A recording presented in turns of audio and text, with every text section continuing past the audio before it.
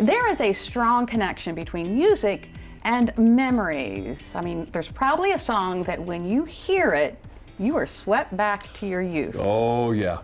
Music can help you grieve. Music can help you heal. It helps you celebrate. And that is why music is a powerful tool for caregivers, for elders who suffer from memory loss, depression, and anxiety. It's a tool that is used by Stories Love Music.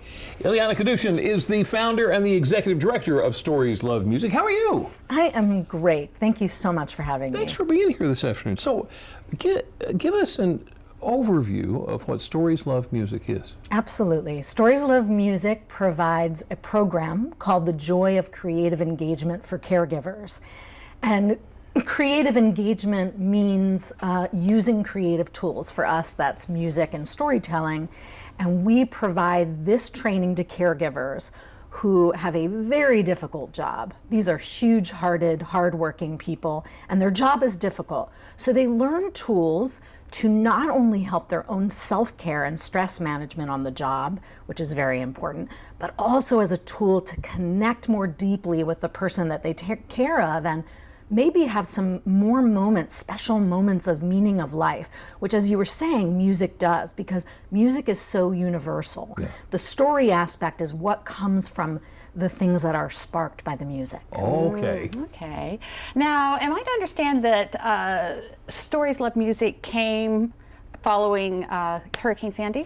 You're correct. And the unbelievable thing is next month, October 2022, is the 10-year anniversary of Hurricane Sandy, wow, which gives me chills just talking about it. At the time, I was living in Brooklyn, New York.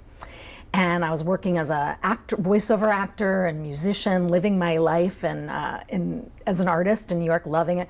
Hurricane Sandy hits New York and really decimates a lot of things, including many senior citizen facilities along the beach, specifically the Rockaways. I'm asked, along with my husband, who's a composer and musician, to come to a shelter in Brooklyn, as many artists were, to provide joy and levity while all these senior citizens are living for an unknown period of time in these shelters. We perform a concert that day. And we're just finishing one of our songs called The Joy of Life. And I'm singing my last note. The joy of life is here with you today. And this woman stands up who has been in the shelter for several weeks. She's in her 70s and she's blind. And she stands up and she just says, I want to talk to everybody here at this concert.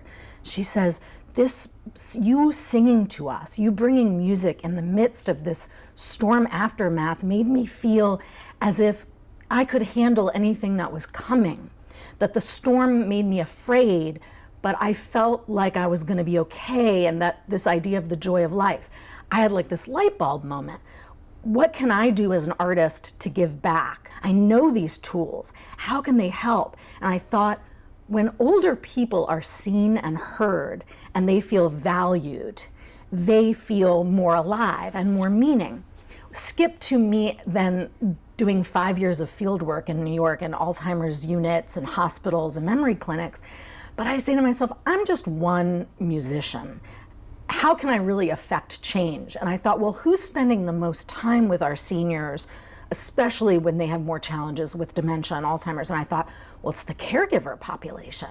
And then I looked at the statistics, not just of our seniors in our country, and the seniors with Alzheimer's, but at the time, 40 million plus caregivers. I thought to pivot to them will be the smartest thing I can do.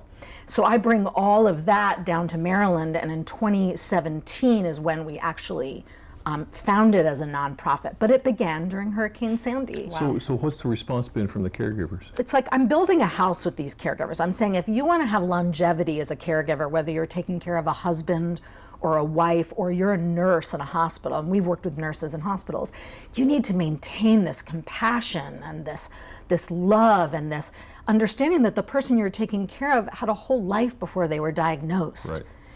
Then you have to feel good. So if our caregivers are burning out, they're losing their strength and their compassion, and then they have a harder time sustaining what they need to do on the job. So to answer your question, it's been incredible because the feedback, we always ask for tons of evaluations and feedback from the caregivers we work with, and they say, you've made us look at our job with more hope. that we have more tools. We can play a song, as you say, and spark memory, emotion. I've seen husbands dance with their wives after not having any romantic, emotional connection since a diagnosis. I mean, I could tell you a million And we would love to hear incredible them. stories about it. Real quick, because we're running out of time, how can people get involved? Well, storieslovemusic.com has lots of ways for people to say, oh, I know a caregiver and I want them to be able to join your next workshop, which amazingly, wonderfully, MAC, who's one of our partners here in Salisbury, MAC is a wonderful hub of aging. They're going to host us again, October 19th we start. So you can help by letting caregivers in your life know about this and saying there's something for you. Sure. So we always love them to channel more caregivers into our program. And then, of course, like any nonprofit in the community on the Eastern Shore, we always love support, and sponsoring caregivers through our program is always welcome. Always a good thing. Yeah. What There a you go. wonderful program. Thank you you. so much, Yeah, Ilyana that's awesome. Kadushin. Yeah. Stories Love Music. Thank you.